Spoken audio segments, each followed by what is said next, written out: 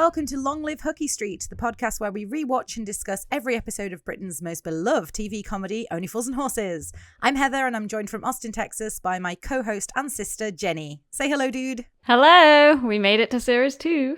Yeah, we did. So today we are discussing Series 2, Episode 1, The Long Legs of the Law. Not to be confused with the movie Long Legs, as we've been using the shorthand all week to describe the script. So grab a bottle of export gin and let's get started. This episode aired on the BBC at 8:30pm on a new day of the week, Thursday, October 21st, 1982. So it was now airing after Wildlife on 1 with David Attenborough, but still ending right before the 9 o'clock news. The number one movie at the UK box office at this time was actually Poltergeist, and the UK number one song was Do You Really Want to Hurt Me by Culture Club. Viewing figures were not that great, just 7.7 million tuned in for the series premiere. This airing would have been the very first time that viewers would have heard the original theme song, though. So that's pretty cool. A few interesting little episode facts here. So for Series 2, all location filming was done first between April 19th and May 7th, 1982. The studio recording then took place on 6 consecutive Sundays starting May 23rd, 1982.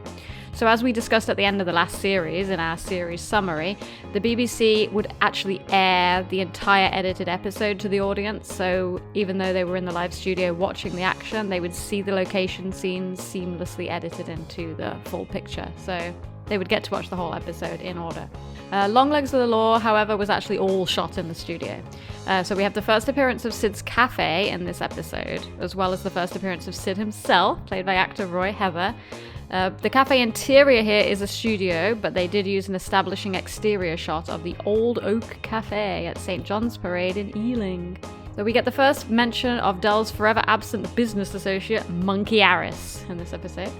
The inspiration for the story for this episode came directly from within John Sullivan's family. His niece recently had gotten a job as a police officer, and the news was not well received by the family. The original script actually had Rodney applying to become a police officer himself. But Sullivan had to abandon the idea of Rodney becoming a police officer because it was treading on the toes of a new BBC comedy that was in the works at the time called The Frontline. So he just went ahead and built on the fact that he'd already established that Rodney had a uniform fetish in Go West Young Man, and went ahead and did the dating a police officer idea instead.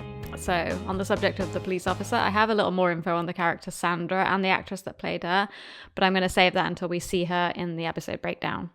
So do you want to move on to the rankings? Yeah, okay, let's do that. So for everyone new here, we have each independently ranked all 64 episodes, and we are now going to reveal and compare our rankings for this episode. So, dude, what did you rank The Long Legs of the Law out of 64? Okay, so my ranking for this episode is 39. Interesting. That's quite high. So why did you decide to rank it at 39? I really feel like Only Fools and Horses really gets going after Series 2 starts. Whereas a lot of people think Series 1 is kind of different to all the other series, I don't think you can really pick out a Series 2 versus a Series 3 episode. Some of them you can, but often I get them kind of mixed up in my head. I feel like it really gets going after Series 2, and some of my best memory episodes are in this, like the ones I remember the most from when I was a kid are actually in Series 2. So I love most of the episodes in Series 2, but this one's really good. I think it's really funny. I think it feels a lot more like a comedy than some of the episodes in Series 1, where we were saying some of them are like comedy/drama. This episode feels a little bit more like just a nice, fun episode of a sitcom. I don't know, I think it's a really great episode. What about you? What have you ranked Long Legs of the Law? So my ranking for this episode is 49. Oh God, that's so low. It's quite low because, again, for me, I think there's just so many more other episodes that I rank higher. Again, like you said, it's not a bad episode. I know we say this almost every single week when we give our rankings. It's not bad. We like it. But in this case, it really isn't a bad episode. Like you said, it's funny, but I just have some ones that I prefer more. So, sure. Yeah, there's not really anything that I can say about it that is sort of justifying why it's at 49. It's just there's better episodes, in my opinion. That's all I can say, really. That is an issue because I just looked at my rankings right when I wrote them down, and I was like, what have I put like above this one? I do like it, and then I looked and I'm like, oh yeah, like, and then you just remember all the other episodes, and then you're like, wow, yeah, there's so many good ones. It's just so hard to rank. So, dude, can you tell us what the IMDb ranking was for this one? Yeah, you're kind of close with this one, 46. But again, Okay, I don't see any negativity really about the episode in the reviews. So again, it's probably just more a case of it slips down in popularity because everyone loves the more recent episodes more. I notice a trend in general that series 1 and 2 episodes are fairly low ranked on IMDb. So shall we go ahead and start the episode breakdown, dude? Yeah, dude, let's get into it.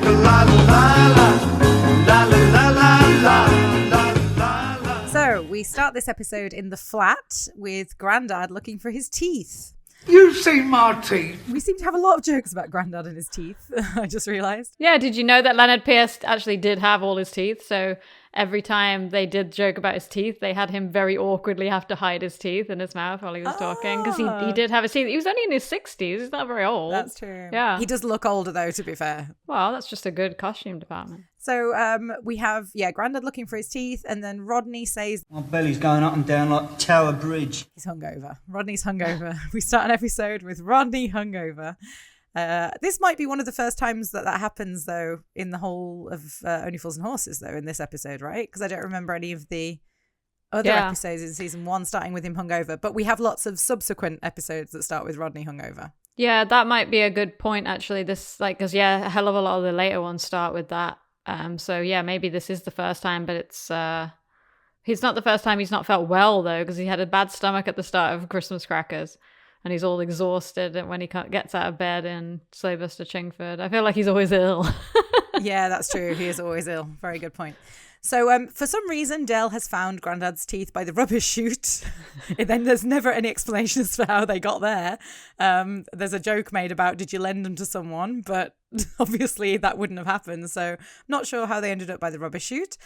I wanted to ask what Duckums is. Slides down the little red lane like a pint of Duckums on a warm morning. So he's saying Duckums is, because Duckums is like engine lubricant. So he's basically saying it's like a food version of a lubricant for a human. That's all. Oh, okay. I did not know what Duckums was, but great question. Yeah, for the whole time since I've watched that episode, I thought that was some sort of like Guinness style beer for some reason. I don't know why. Sounds like one. Duckums, yeah, it does. So Rodney's in a mood, we find out, because Del took him out with a mother and a daughter, and Rodney says... Grandad, when he said we was going out with a mother and her daughter, I assumed that I'd be with the daughter. So that's quite funny that Del took him out and decided to put Rodney with the mother. They say they've been round every pub in the Old Kent Road, and when they say this, I always think of Monopoly. We've got an instance here, I think, again, might be the first time we see Del drinking from a saucer rather than the cup, which again is something that he does a lot in later episodes. I remember he even does it in a restaurant in one of the episodes, in a little cafe. Well, it's a very British thing to do, but I did note that it's funny because in the first series, Grandad says, like, you're like me, Rodney. I never ever found it easy to get a girlfriend, and then slurps from the saucer, and Del goes, I wonder why. Yeah, but that's right. So then he does it. Grandad does it. Yeah, and then he does it. Yeah, so that's interesting. So Grandad says they got in at 4 a.m. Oh, God. And we have another derogatory joke about women here where Del says... Yeah, you know who was there, Grandad? Tommy Razzle. Do you remember Tommy used to live in Caffle's house? Oh, young Razzle. Yeah. Used to have that dog. Yeah, that's right. Well, he's married her now. Yeah. Again, but still quite funny though. And then we have a mention of Tommy Razzle and Monkey Harris, and we get a description of a fight that they had in the bar. And Del says that they sent a young policewoman to come and sort out the situation in the bar. And then we get what I think is a very funny impersonation of Rodney from Del. Well, I'm fitting a kind of pictures tomorrow. Do you want to come? So that's quite funny when Del does that. And then I wrote, Grandad is fucking up the cooking again. The running joke. So he's cooking Del some food, and that's all the way through the scene. Del's asking about it. We find out that Del has had some watches dropped off from Trigger. So we've still got Trigger wheeling and dealing in this series. Sorry, that goes away later. And then why is Del trying to convince Rodney they aren't knocked off? I wrote, because surely at this point Del acts like Rodney's almost like his mother sometimes in this situation when he gets things, or he buys things, and then he has to be like, they're not knocked off to Rodney. Rodney surely at this point would assume everything is knocked off, wouldn't he? Because that's what Del does. He sells knocked off stuff.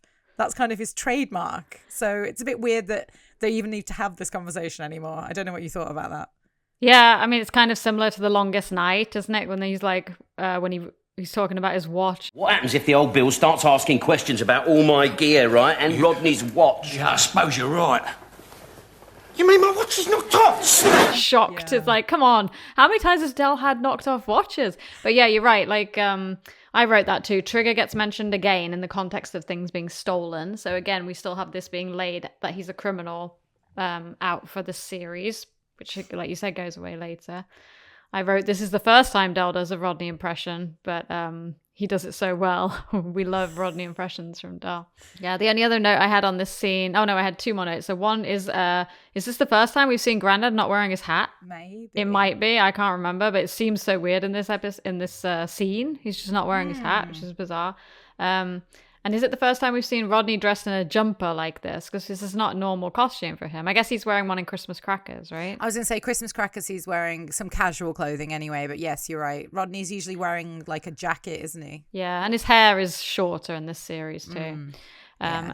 And then the other note I had is that it's funny, they're talking about the fight scene in the club, like, and they're like, oh, there was like chairs flying everywhere, and then they were like, Almost had to call for the manager at one point, didn't they? Yeah, that's right. It was as bad as that. the audience doesn't really laugh at that. But I think that is so funny, the way that he does that, the way that they're like, oh my God, there was a massive fight and we almost had to call for the manager. It's like as if that's like nothing, like that's a normal night. So that's quite funny. Yeah, it's funny. There is one more thing, sorry, to end the scene. We have Rodney drank Grandad's Sterident. Oh, yeah. Which again, the Sterident is what he keeps his teeth in, right? I'm just making sure I've got that correct. Yes, that's correct. Yes. Sterident, so it's the crap that, that's disgusting. But it is quite funny that Rodney, the delivery of the final line when Grandad says, What have you done with my Sterident? it's really funny. So it kind of reminded me a little bit about Uncle Albert, very, very much later episode when Uncle Albert drinks the apple juice that is in fact Cassandra's specimen. That's kind of what it reminded me of a little bit. So. That reminded me of that too, and something else too, but I can't remember what it is. Is it? Maybe it's Uncle Albert eating the kipper with the brute on it. Yeah. Yeah. There's a few instances I think where they do. When he eats the supposed salmonella pork in the episode as well, like eating something you're not supposed to or something that could be bad. Yeah, I guess there's a few instances of that. So anyway, then we move on to scene 2. So now we're in Sid's Cafe, which is what you mentioned, the first appearance of Sid's Cafe. And we have Rodney openly reading porn in a cafe, I wrote, with a picture of a naked woman just there. Now, I don't know how common that was back in those days, but I think now if someone had a picture of a naked woman in a public cafe like that on a magazine or something, like where there could be kids and stuff, wouldn't somebody have an issue with that, I would have thought. Yeah, I don't know. I don't know how normal that was at the time, and I don't know whether people care in London. I mean, I feel like it would be smart to probably try not to have it super obvious like that, but yeah, I don't know. Yeah, I can't say I've ever seen anybody reading like that very openly in public. Yeah, I don't think so. I mean, if you were in the flat and stuff, no problem. But yeah, because the fact that they were in a public place, it's a bit of a strange thing. So I was just going to say, it's not easy for the editors to notice stuff like that to cut out. The same with the calendar, so like that we talked about in series 1. So it tends to not get cut out, which is just funny because it goes on like daytime TV. So the majority of this scene actually is this joke that we have about Del's appetite when he's talking to Sid at the counter, and he says, What did you really have? and then Del lists out all of these things that he ate, and it's a huge list of things, and then he says, No fried slice. No, not this morning, Sid. Her belly's a bit dicky. so that was quite funny. Mm-hmm. And then we have a Rodney's reference to the food in Sid's Cafe, and this is a recurring joke all the way through the series, that they hate the food in Sid's Cafe, but they keep going back. So Rodney refers to his toast as... What did you have, Rodney? Just my usual bacteria on toast, you know. Later on, we have the joke where... Is it... Yeah, it's Denzel eating in Sid's Cafe in a much later episode. It might even be like Fatal Extraction, when he finds the hair, and he goes... There's a hair in this. Is it here? There's another one.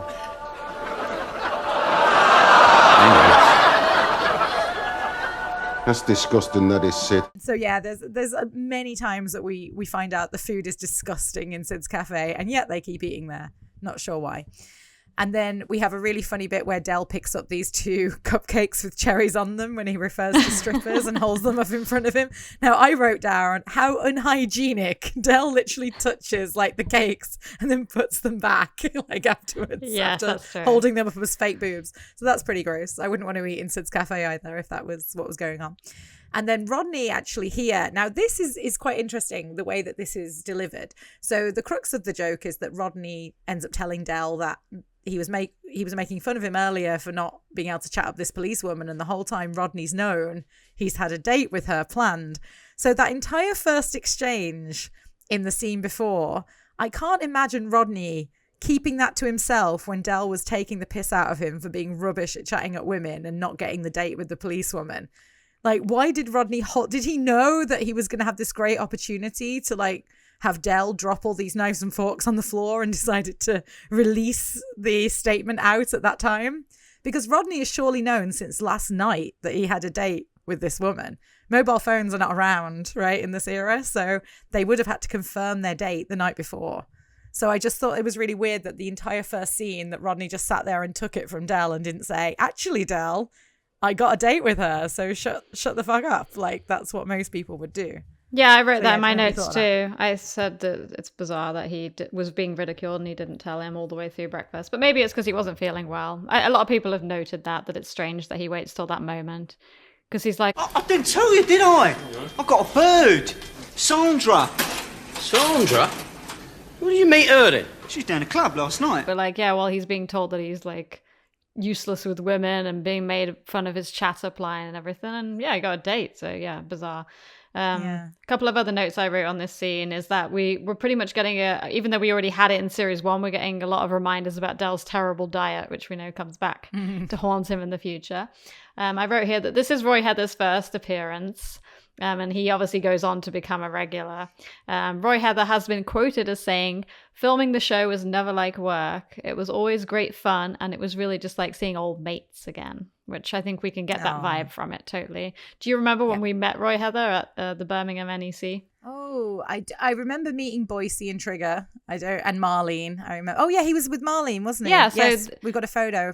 Yeah, the first day we met Boise and Trigger, and the next day we met Marlene and Sid. Yeah, that's right. So, and I wrote... Our claim to fame. Yeah. I wrote here, I wrote it wrong. I spelled it wrong. Funny. I wrote strippers in a pub. Was that normal back then? I guess it must have been, right? I think it was. I feel like there's other times. Well, Raquel. I know, but that's like a special occasion. That's a party. This sounds like it's something that they've scheduled ahead of time. Like, oh, there'll be strippers. I guess it must have been because it wouldn't. We don't know what there was in pubs in the 80s. Maybe they have that now even. But I just think of the pubs in our hometown and I never remember any of them having any strippers. Well, I think as well, like now when we think of strippers, we think of sort of almost quite explicit. And I think strippers back in like the early 80s is a lot more innocent, like the style that they would have stripped. They would have maybe gone down to their underwear like Raquel does. Like they wouldn't have gone any further than that. There wouldn't have been any toplessness or anything. So I guess, and it would have all been toplessness. They wouldn't have been topless. No, it's just a funny word, toplessness. So yeah, they wouldn't have been topless, and also it would have been done in a very sort of camp, fun, silly way, like Raquel again does in her scene in Dates. So that's probably. I guess that's a good point. Yeah. But also, sorry, you didn't. I didn't talk about it in detail. But when Del steals all the cutlery from Sid, I think that's really funny. Like the fact that I think the way it's filmed and the punchline of the joke is great because you don't see it coming. Obviously, now that we've seen the episode, we know that it's coming. But I think the first time I would have seen that, I never would have expected, because Del just looked like he was looking at the stuff like in Sid's cafe and what was still available to eat, and he's just chatting to Rodney. And the whole time he was shoving all this cutlery up his sleeve, in his arm.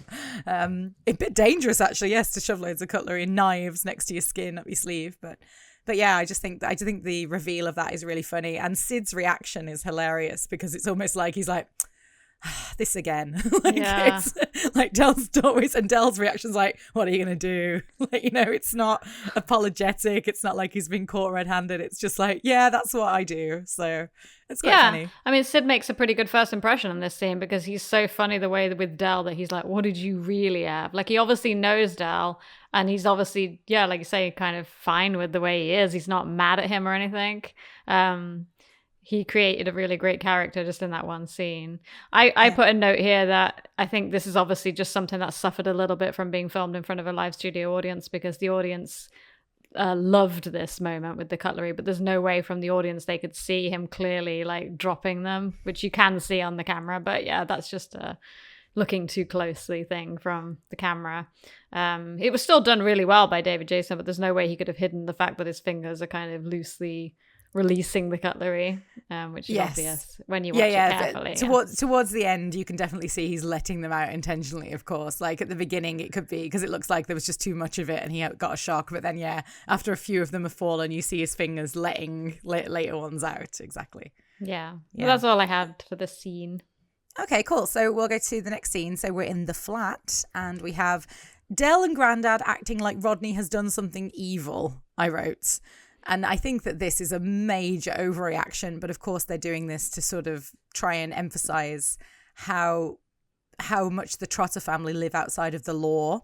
And again, trying to establish that sort of cat and dog relationship, if you like, with the police and the Trotter family. And I think that it, again, doesn't make a lot of sense because, as I said, sometimes we see Del being very friendly. I said this in The Russians Are Coming when he has the exchange with the police officer, that they actually do have friends that are police officers and they help them out. So it was a little bit of a strange reaction, but again, very funny. And Grandad thinks that Rodney wants to wear a police uniform, which I thought was really funny. When he says, "Why is he doing it to us, Del boy?" Because he's kinky, isn't he? He's got what leading psychiatrists call a thing about police women's uniforms. Well, if that's all he wants, can't we club together and buy him? And then Del says, He don't want to wear it. He wants the policewoman to wear it. I put Del as acting very petty here. I don't think we see Del be this petty. We see Rodney be this petty, I think, in some of the other episodes, but not Del yet. I think this is the first time we see Del be this petty. And then he talks about how basically Del, after this exchange, after knowing that Rodney's going to go out with a policewoman, he already labels him a grass. And when I was a kid, I didn't know what a grass was, but now I do. And he basically saying any sort of friendship with the police is not okay because you'll be labeled a grass. Again, totally going against Del's friendships with police officers that we see over time. And when they said it's like cats and dogs, I think that's quite funny because, Jenny, you've got 2 cats and a dog living together. They get on all right, don't they? Yeah, that's just an old expression, isn't it? Yeah, it's true. Yeah. Dogs and cats can get along if they're raised properly. Yeah. My little cat, May, loved my dog Stella when she was still here. They got on really well. So yeah, it's just an expression like you say, but we all know what it means. And then Del says something that's quite interesting. What do you know about it, you Wally Brain? Don't you know that police officers have to take a vow that if necessary they will nick their own mum and dad? She's hardly going to think twice about a ragbag like you, is she? Rodney accuses Del of trying to ruin his life again. And we have quite a funny line here where Del says, "What have I done for you? I brought you up. I fed you, I've clothed you. I picked you up when you fell down. I wiped your tears away." Okay, I wanted to ask what hopping is. That's right, yeah. You used to create therapeutic little adventure games, didn't you? Like, let's see who can pick the most hops today, Rodney. Hopping was all we could afford, wasn't it, Grandad? Well, hops. You make beer out of hops, but I don't know. I don't remember that line. We'll skip over that. It's fine. So yeah, if anyone knows what hopping is, can they write it in the comments? That would be really helpful because I don't know what it is. And then they talk about Roy Taylor's roller skates. So Del obviously stole Roy Taylor's roller skates and gave them to Rodney. What do you mean exactly the same as Roy Taylor's? They were Roy Taylor's. And then Del talks about, again, all the things he's done for Rodney. One that I thought was quite significant is Del said, "Who paid your fine when you got caught for smoking pot?" Yeah, well, I could have handled that myself. Well, 300 quid, do me a favour, Rodders. I remember when you got nicked for riding your motor scooter without a crash at, you only got fined 5 quid and you asked for time to pay. So again, just seeing Rodney relying on Del all the time. And then we have a great line when Grandad says, "You brought a slur upon the family name." Oh, leave off, Grandad. I'd have to get done for chicken molesting to bring a slur on his family's name. and then we have another great line, which is, "It's a good thing your mum died when she did, because that would have killed her." and I love Del's reaction to that line because obviously they're sort of in cahoots until that point, and then Del turns on Grandad. Why don't you shut up, you soppy old goat? Why did Del look after Rodney is a really interesting thing that comes up in this scene, because it's true. I think a lot of people in Del's position, because how old was Del when he was left with Rodney to look after when their mom and dad had gone? Well, there seems to be a little bit of continuity issues with this, because several times they say that Rodney doesn't remember his mom and that he was just a baby when she died, but then there are other times when he says he does remember her, so it's inconsistent. But so right. Del was supposedly 13 when Rodney was born, but in Rock and Chips he's 16, so we have to assume that by the time Joan died, Del was maybe 18, maybe a little bit older. If Rodney was old enough to actually remember Joan a little bit, he would have probably been 2. There's just different references. So well, let's take that one as face value. So let's say Del was an 18-year-old man, and he has how old was Rodney? Like, I don't know, 2 or 3 years old? 2 or 3, yeah. I mean, can you imagine in that situation what 18-year-old lad would want to raise and look after a 3-year-old? I mean, to be honest, the state would probably take the baby away, I'd imagine, in most situations. Well, so right? Yeah, I think this is a bit of an issue where we from where we grew up in the UK, and also the generation don't understand the family dynamic, because like I said in the introduction about how John Sullivan wrote the family to have that kind of that really strong bond where the mother figure was idealized and stuff. And Del, obviously, and this is still depicted in Rock and Chips, loves his mom so much. And there was still Grandad. Grandad was there the whole time. He was living in the flat. Yeah, true. The family unit was still a unit. Even Reg hadn't left when Joan died. So there's no way that a character like Del, like knowing Del and who he is, he was actually very grown up for his age. When he was 16, he was already on the street providing. He was the only provider in the family because his dad didn't provide. So he was already... he says that in Thicker Than Water, I think he talks about that. Yeah, and it shows that in Rock and Chips. His mom worked. She tried really hard, and she had a job, and she tried everything, and she was the one that got them the Nelson Mandela flat. But there's no way that a character like Del would have walked away from his family at this point. He loved his family, and he probably knew what his mom would have wanted. There's no way he would have walked away from Rodney.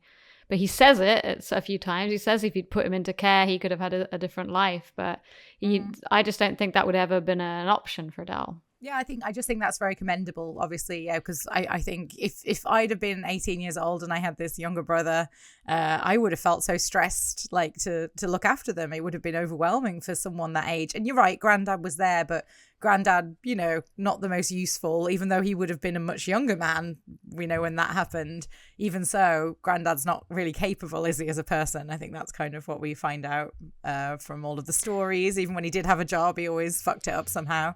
So I think, it's pretty amazing that he looked after him, That's what I'm saying. Grandad wasn't working, I don't think, in Rock and Chips, but you see he's there caring for baby Rodney in the flat. So Grandad was part of the family too. Yeah, and just to go back to your very first point on this scene about how you think Del's overreacting, I think the whole point of the story was written around the fact that this wouldn't have been an overreaction in a family like this. John Sullivan's family reacted this way when the niece became a police officer because of the nature of the work. And it's very different to just having a friend or an acquaintance who's a police officer the same way he is with Hoskins and, was it Eric in The Russians Are Coming? Yeah. He's not inviting those people into his flat, and even if he was, he kind of has an understanding with them. They know what he does, but they don't talk about it, and they get free stuff off him. This is different. Having someone in a relationship, like, how could Rodney's stupid, because how could he expect to have a relationship with a woman and bring her into the flat and her see all this stuff and it not be a problem, even if it's not stolen? Oh, don't even get me started, dude. Yeah, this is later on. I've already written some stuff about this, but yes, I completely agree with you. I'll finish off what I had to say about this scene because we don't have too much. So, and one of the little clauses in my independence deal is that I decide where I go, what I do, and with whom. And then Del tells him that he washes his hands of him which is quite a dramatic moment. You know, it's very silent. You can hear a pin drop. It's like Del's done with him. It sounds like he's serious. And almost immediately he turns around to Rodney and tells him, And Rodney, What? it's been raining, them roads will be treacherous. Drive carefully. which is lovely because it just shows that no matter what Rodney does, Del will always be by his side. And that's lovely. And then we have this lovely exchange with Grandad and Del about sobering thoughts. And Grandad says, Oh, I've had a lot of sobering thoughts in my time, Del boy. It were them that started me drinking. and I think that's, again, very apt. Oh, sorry, there is one more part that Rodney says about Sandra being on riot patrol. And then we have the beer head going everywhere. This is like an adaptation on the tea joke, I guess. Because we have Del and a drink going awry, and this happens a number of times. So yeah, we have the foam blown up on his face, which again is very funny, the way that they do that. And then yeah, Del says, But you know what the most sobering thought of the lot is? One wrong word from that plonker Rodney and I could end up doing 5 years. so then we go to later on in the evening, and I'm sure you'll have plenty to say about this scene, dude. So we're in the flat, and Del and Grandad watching TV, waiting for Rodney to come home, presumably by himself, because who would be stupid enough to bring a policewoman back to this flat? And then, of course, we find out that Rodney has, in fact, brought Sandra back. And then Del tells Grandad to... Quick, Grandad, hide things! What things? Well, everything, innit? I said here that Del makes it even more obvious that there is something dodgy because of the way he acts. If he'd have just played it cool, he's so... And Grandad as well, with that tire all the way through the scene. I mean, don't get me wrong, it's funny, of course. But, I mean, there's a number of these instances, but one of the worst ones is when Del tries to hide the watches by doing some sort of dress with this jumper. Yeah, that pulling one's it so down. funny. It's I just mean, too like, funny. who would do that? Like, it's so obvious. If you're trying to hide something, that is the most obvious way you could bring attention to it. So yeah, it's a really silly thing to I do. love that fidgety, like him, like trying to fill time. Like, oh, this is pleasant, isn't it? It's like it's so pleasant. Yeah, so it's really funny. There's Del actually uses that reminds me of in Danger UXD. It's like Del's word to cover up something weird happening. So when they come out with the blow up dolls dressed in the mother's clothes, he goes, "It's a very pleasant evening." It's just, I don't know, it has that same kind of vibe. I wrote down that it's very weird that she sits and everyone else stands around her. Like if you had a guest, you were like, you sit down, and you all just carried on standing. It's a bit weird. But obviously that needs to happen for everything to go ahead. We've got some great one-liners in the scene when Sandra asks what they were doing, and Grandad and Del say, Been in all evening, haven't we, Grandad? Eh? Yeah, and we got witnesses to prove it. and just peppering their speech with police type language. I said, why would Grandad blurt out that He's got a police record. Yeah, so walking on the moon. there's no reason for him to say that in that moment other than to tell this fantastic joke? Obviously, the punchline that Del says is great. Yeah, I made a note of that too. I was like, why does Grandad say Rodney has a police record? Is he trying, like the only explanation I can think is he trying to put Sandra off and get her out, because I wrote that too.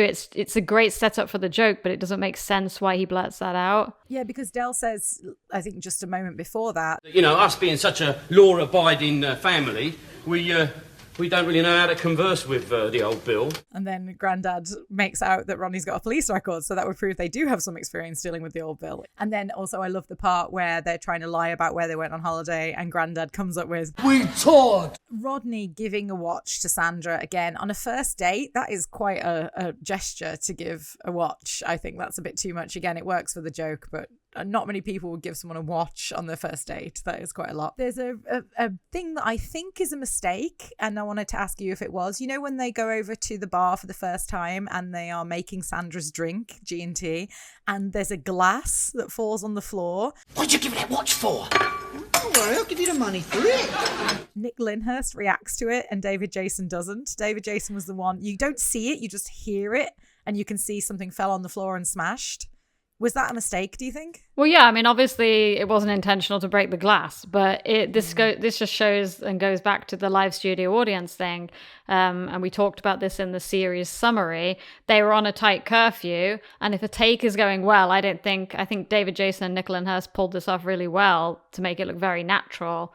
because they were in a very panicked rush situation. It's totally plausible that a glass would break and Del wouldn't even notice because he's so panicked. Nick Lyndhurst does it very naturally, the way he just looks at the glass and looks down. Obviously, yes, a glass genuinely did break in this case, but they didn't stop. They didn't break character, and I think that's great. Yeah, no, of course, absolutely. Professional to the last. Definitely wasn't in the script because... that's what I was going to say. I wondered if it was, if they were like, they knock things on the floor, because sometimes things like that are in the script, especially if you're going over to like a cluttered table and you're trying to show that you're panicked. Then I wanted to ask you, do you know what the French means that Del says in this scene? Yeah, well, I lied, didn't I? Appellation Bordeaux Contrôlé. A lot of the things that Del says isn't actually real phrases. French, like he kind of mingles things together, so it's very difficult to translate. I don't know, it just sounds like border control. I don't think it's actual French. I'm not sure, Because Rodney goes, what? Like he pauses and says what, but there's no laugh, which I think is unusual because usually there is one, so it just feels a bit strange. And then I wrote down loads more watches in the flat that she would have seen. And then Grandad's still holding the tie. It's really funny. We do have the one of my favorite exchanges that we always quote in our lives when this happens is the... They got you out of stuck, didn't they, eh? What do you mean, got me out of stooks? You put me in it in the first place. Oh, that's all right. Go on, pass the buck. We always say that to each other when we're trying to deflect blame, so that's quite funny. And then, of course, we have the ending where Rodney gives it away after Del has just told him to be careful what you say. I'm sorry, Sandra, we seem to be right out of gin. Eh? No, we're not. No, I've got another 3 cases of it down here. Then their reactions are what the problem is. She might not have even noticed, because I'd imagine it's not common knowledge to every police officer, like all the stuff they had there would have been illegal. I mean, it just so happens Sandra knows all of it, but most regular on-the-job police officers, I wouldn't have thought would have like a description of those watches or know that is export gin. They might just have 3 cases of gin. If they hadn't made a big deal out of it, she might not have even noticed it was export gin. You know what I mean? Yeah, I don't know how much police officers know about this stuff, honestly. Yeah. I do think it seems a little bit strange that she has so much knowledge of the items and recognizing them from the pictures, but then we have no idea how police officers are trained, and she states later that she is trying to build a career, so she seems very determined and professional. It's plausible, for sure. But so the ending, obviously Del sort of walking off slowly saying, I don't believe it. What a plonker. What a plonker. And Rodney face palming, leaning, looking like he's done the worst thing ever after he just said it. Again, totally obvious. Do you have any more notes on that scene, dude? Yeah, I've got quite a lot of notes for this scene. So at the very beginning of the scene, we see the TV cut to the test pattern at the end of after the national anthem, which was very standard in the 1980s.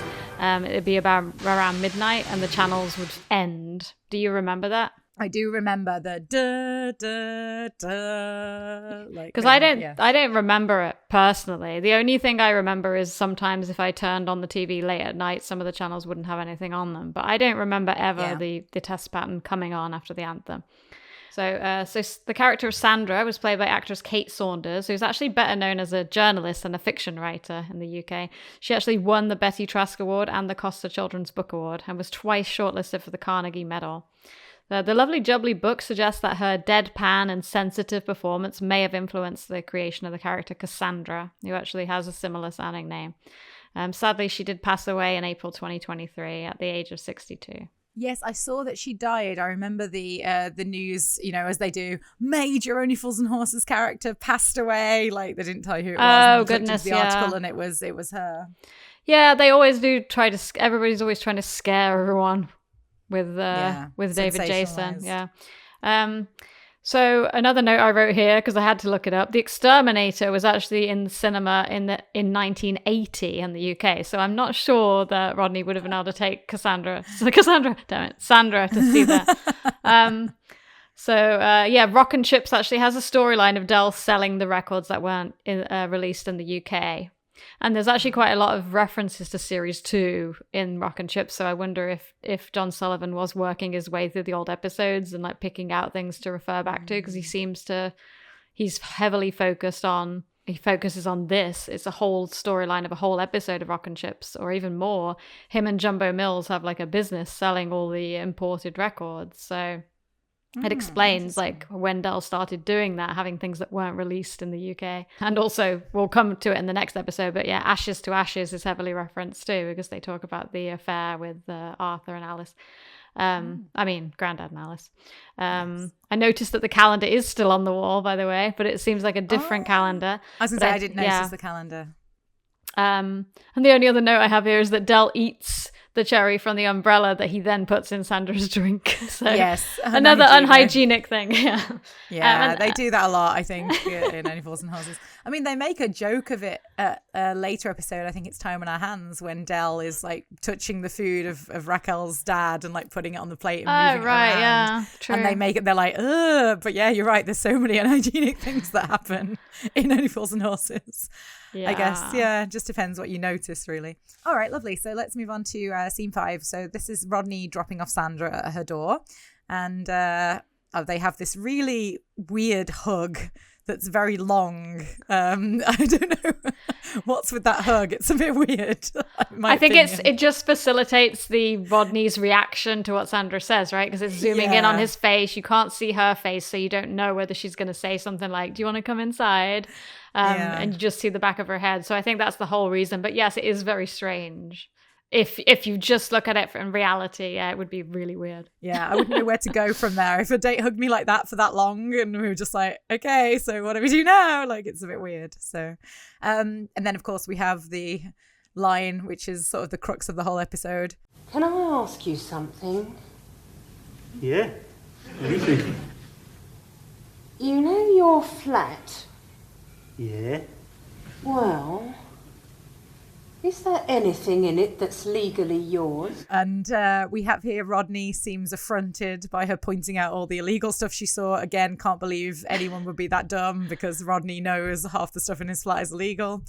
Rodney takes the blame. That's really, really important. I said this is a bit stupid, because if it was ever investigated, it would be very clear that Rodney was not involved and Del was the one pulling all the strings. If they actually investigated the origins of all the stuff that they were being charged for, it would be clear Rodney had nothing to do with it.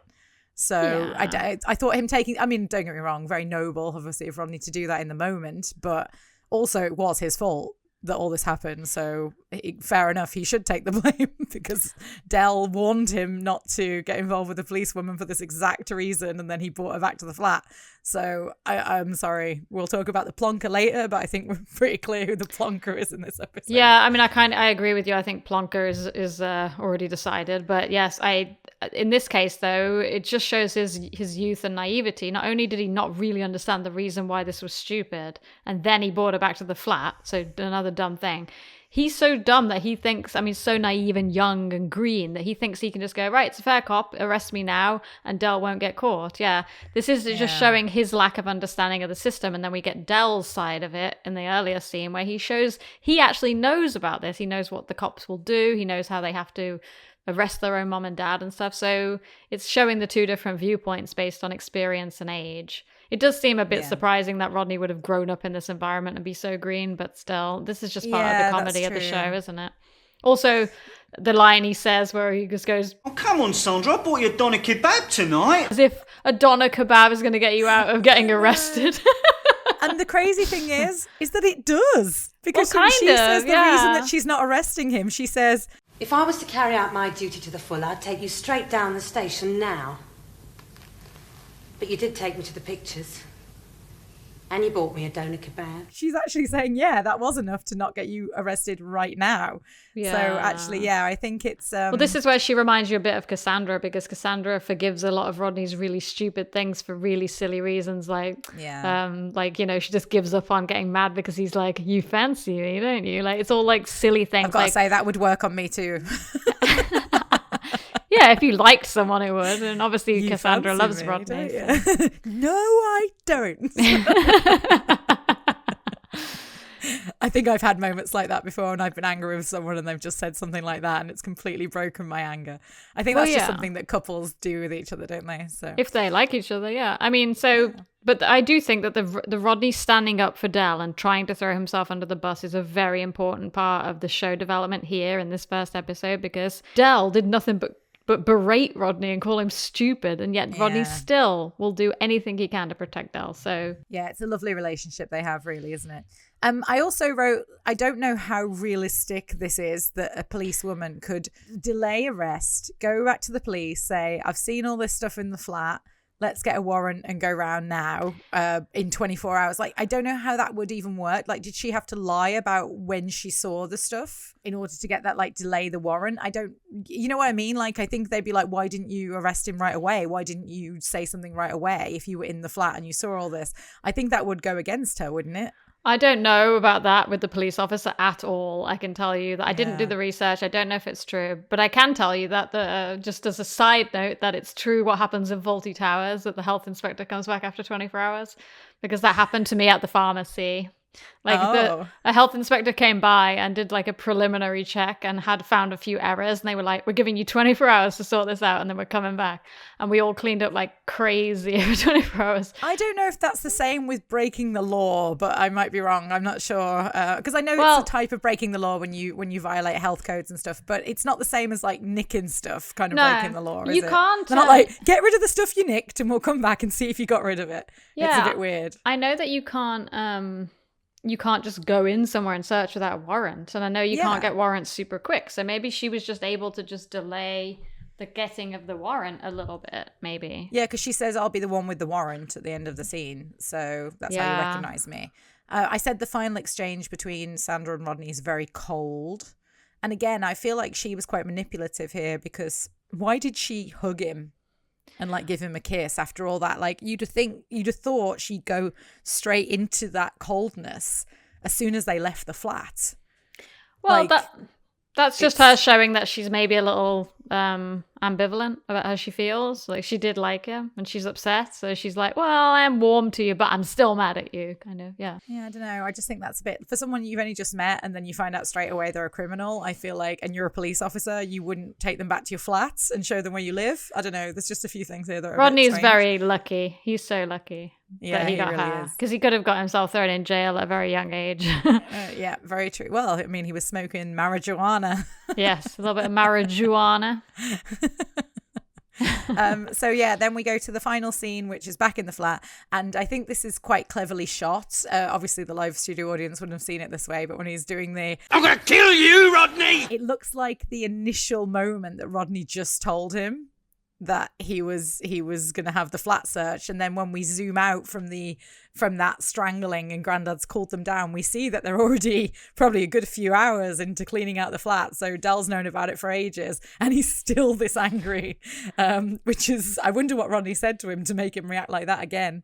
No, he didn't. Remember, he said he just pinched his finger. Oh, that was he got angry again. Yeah, that was it. Yeah. So yeah, I think it's I think that's quite clever, the way that that's done. And this is a really interesting way to see the Trotter flat. I don't think we see it this empty again until probably Time on Our Hands. No. So we don't ever see it, sort of everything being taken out like that. So yeah, it's quite an interesting thing an interesting way to see it. And then we have a really great line where Del says, yeah, you're right. Look at the mistake Mum and Dad made. How could they produce such a stupid kid? Oh, don't put yourself down, Del. And Del points out that half the stuff in the flat is legal and half isn't, and they don't know at this point because it's been so long, which is, again, really interesting. And we actually have Rodney call Hooky Street here. So we have him say, Did we get this sideboard down Hooky Street then? I don't know if they actually say Hooky Street in any other episodes that I can I'm not recall, sure. Yeah, it's really interesting that he actually calls it Hooky Street here, because this was the first episode that would have had the ending credits with that song. Right. So that's quite interesting. Maybe that was deliberate because he knew that they were going to use his song this time, maybe. And they were like, he was Could like, be. oh, but I might want to add a line in here to just explain what Hooky Street is. Yeah, true. And then I said, where did they put it all? Did they clear out the garage? Yeah, that is not a note I made, but that's a great point. Yes, where did they put it? Because they wouldn't have just thrown it away. I mean, well, I wouldn't have thought so. That's the thing, because this episode is another ending that doesn't get, we don't find out what happens afterwards, and obviously they have all their stuff back. So it kind of implies that they cleared out, but did they, what did they do? Did they keep it or did they throw it all away? Because they obviously have a lot of it back. So yeah, because and did this warrant include the garage? Because if not, then the watch would have been found as well. We always say the watch because the watch should have been sitting there the entire time. But every time we see the garage empty, or I'm always like, where's the watch? Because that's important for continuity. Because we know, that it's the only thing that they have. They probably have lots of stuff that they had for years, but that's the only thing that's referred to that they had the whole time that the show is going. So yes, where's the watch? And I noted here that when Del runs over to the cabinet and throws things out, you see one of the Venus de Milo statues from Slow Buster Chingford. Oh, I didn't notice that. That's a great little Easter egg. Little Easter egg, yeah. And then, just to end, I was going to say Rodney still wants to hit on Sandra, which again at this point is ridiculous because I think she's made it pretty clear when she said, "Don't I fancy a coffee?" Oh, do you? Well, there's an all-night sandwich bar down the Walworth Road. In that really stern voice. I think it's very obvious she's not interested. But he still wants to be attractive, so he just wants some aftershave, yeah. I don't know if I'd use that aftershave to be attractive, but anyway. Do you have any more notes that you want to make? The only one note I put is that it's very funny that I always thought this when I was a kid, that when Grandad is separating Del and Rodney, he looks really, really tall, and it's because he's standing on the couch. But when you first see the scene, you're like, that's so weird. He looks like massive. It looks like a big giant towering over them. Actually, that couch is really stupid to put there. They should have left the couch till the end because it was really in the way. Yes, why did they put the couch there? Yeah. Maybe it got stuck. Grandad could look really tall. Yeah, that's why they put it there. It might got stuck in the door, maybe. I also wrote that Del says here that he got a black man's pinch, which I guess is quite an un-PC term, and it doesn't usually get cut out. I checked and the BritBox version, which is the UK Gold version, and that's still in. But I did look it up, and it says it's not something that would be allowed now. So surprising. I think that's almost so obscure that most people wouldn't even understand that reference. That's probably why it doesn't get cut out, because the people who are cutting episodes in this day and age, probably some of those like older phrases and sayings would go over their head because they wouldn't even understand what it really was. Well, yeah, I mean, I think it's kind of obvious, but it means that he got a black nail, right? That's what he's trying to say. No, it's a blood blister.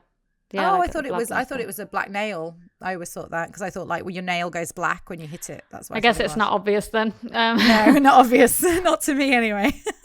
And that's it. Yeah, that's all I had. Just that I did write about the ending, but I already discussed that. But yeah, it's not the first time we've seen an ending that is a cliffhanger almost, like it never gets resolved or explained. We don't get to see Sandra come around with the warrant. We don't find out what happened. We don't know where all their stuff was, and we don't know how they get it back. But whatever. It's really great to see the first like kicking in of the Hooky Street song as the end credits. It works so much better than the old music for sure. And I'm really glad that they let him use his own music in this. Yes, series. I agree. I mean, it's iconic, isn't it? So anyway, with that's the end of our episode wrap up. Now let's move on to our award segment. And guess what? He's only one. Who have we got for Plonker of the Week? You stupid little plonker, Rodney. Okay, Rodney. There we go. Rodney's Plonker of the Week. I think there's no disputing that. He's an idiot. He went against their wishes to date the policewoman, even warned about what would happen. And then, he brought her back to the flat. That has got to be one of the most idiotic things you could possibly do. So definitely a plonker. So Rodney, you are the Plonker of the Week. Oh, come on, Sandra. I bought you a doner kebab tonight. Yeah, and so for this week, Heather has chosen her favourite line of the episode. So you're going to award best line of the episode. Okay, so the line that I chose, because I think this line is really funny, is when Grandad says, "It's a good thing your mum died when she did, because that would have killed her." I think that's a really funny line. I always laugh when I hear that, especially, again, David Jason's reaction after the line is just really funny. So, yes, I have chosen that for my best line. And, dude, you have chosen best moment. What's the best moment of this episode? Well, for me, my favourite moment of the episode is actually when Rodney turns around and says, "No, we've got 3 more cases of gin here behind the curtain," and then Del just turns around, and the audience seem to love that moment too. It's just it's a good physical comedy moment because the way they have the curtain like just strewn over it's obvious that there's stuff in back there, but yeah, I think that's the best moment. But I think this episode doesn't really have a standout best moment, honestly. I think it has a lot of really good physical comedy. You can see a pretty big step up from the sort of the action and the comedy than you can from series 1. It shifts a little bit from drama comedy to comedy. Well, let's say my honourable mention for best moment is the part where all the cutlery falls out of Del's sleeve, because I think that's very funny. That moment. Yeah. Again, it's the end of the scene in both cases. So the end of the scene with the gin and the end of the scene with the cutlery. So yeah, I think they do ends of scenes very well here. Yeah. Okay, so drink up, we're leaving. Okay, so that about wraps it up for this week. So join us next week when we'll be discussing Series 2, Episode 2, Ashes to Ashes. And until then...